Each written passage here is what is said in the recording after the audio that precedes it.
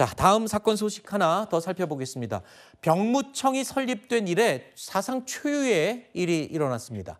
다른 사람의 이름으로 대신 군에 입대한 이른바 대리 입영 사례가 1970년 이후 처음으로 적발이 됐다고요? 이게 어떻게 된 일입니까? 그게 가능한 겁니까? 그렇죠. 말 그대로 대리 입영입니다. 원래 가야 되는 사람을 대신해서 다른 사람이 군대를 가준 건데요. 전 사실 이 대리 입영은 드라마나 영화 소재로도 찾아보기 어려웠던 것 같아요. 그렇죠. 이번에 정말 실제로 이런 일이 발생을 했습니다. 사건의 발달은요.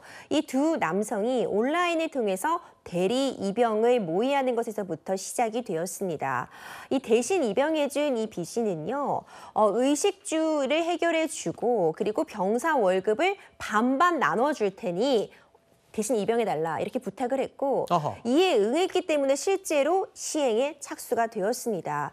이들은요. 처음에 신체 검사를 받을 때부터 대신 다른 사람의 주민등록증을 가지고 가서 신체 검사도 받았고요. 네. 심지어 제대로 이 병무청의 이 절차들이 다 통과를 해서 자대 배치까지 받고 무려 3개월 정도 복무를 했는데 심적으로 이제 이 부분에 대해서 너무나도 두려움을 느낀 이 B 씨가 결국 자수를 함으로써 이것이 드러나게 된 사안이었습니다. 네.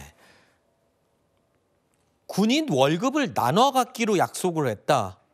월급이 제가 군대에 있을 때만 해도 한 달에 10,000원이었거든요. 요즘 월급이 얼마나 어떻게 나눴던 겁니까? 3개월 동안. 월급이 꽤 증가를 했습니다. 이병의 경우에는 월급이 64만 원, 그리고 일병은 80만 원, 그리고 상병은 100만 원, 병장은 125만 원 정도에 해당한다고 하니까 사실 이 임금 자체도 꽤 높아졌기 때문에 이런 대비 이병이라는 웃지 못할 해프닝까지 발생한 것이 아니냐 이런 지적 나오고 있습니다. 아니 그런데 정말 궁금한 건요.